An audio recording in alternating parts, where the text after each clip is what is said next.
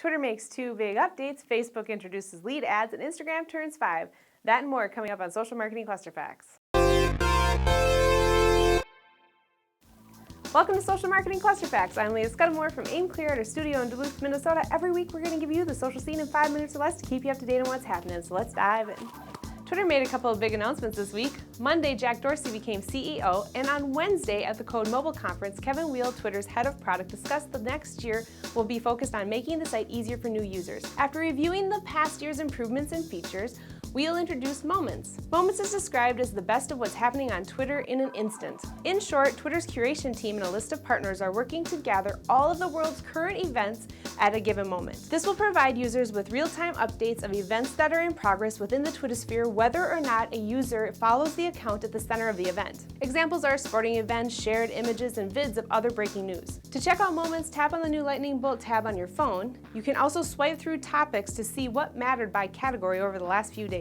Currently, Moments is available to Android, iPhone, and desktop users in the US. YouTube recently rolled out an update to its iOS app which implemented Google's new material design aesthetic. However, many early adopters are not pleased with the changes.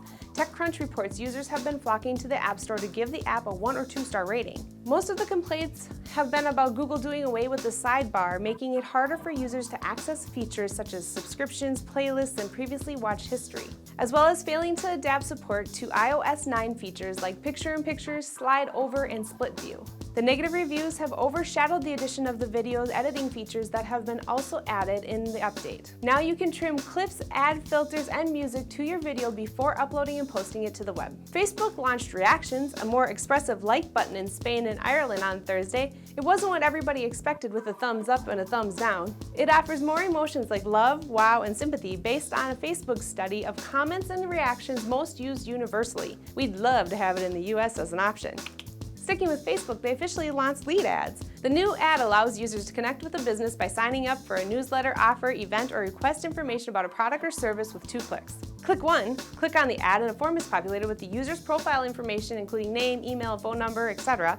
instantly. Click 2 submits the form to the business. Users can update the info if needed, and businesses can customize the form with multiple choice or open-ended questions. Also, lead ads can be synced with CRM solution for a fast and easy retrieval. You can check out more on the Facebook for Business blog link below.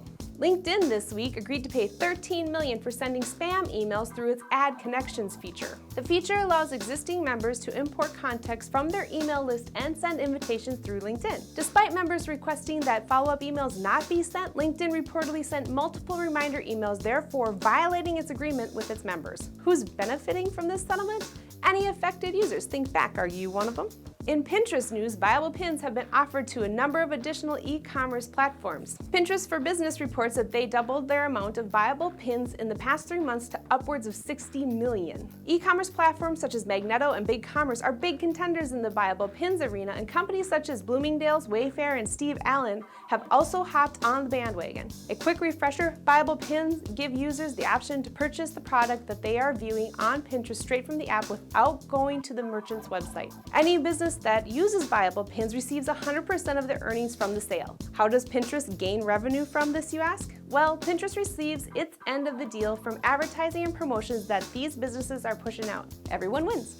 Instagram users have noticed an increase in sponsored images from businesses in their feeds as of recent. 30 new countries are now receiving ads, and people are starting to notice, and they aren't happy about it. VentureBeat took a poll of 974 Instagram users to gauge their feelings about the rise of sponsored advertising on the popular platform. Approximately 58% of the users are disappointed with the increase of the ads. VentureBeat reports this influx in advertising has caused 1-star reviews of the app to skyrocket by over 180%, and bringing the 5-star reviews down to half of what it was prior. And for our last story, happy birthday Instagram! Woo!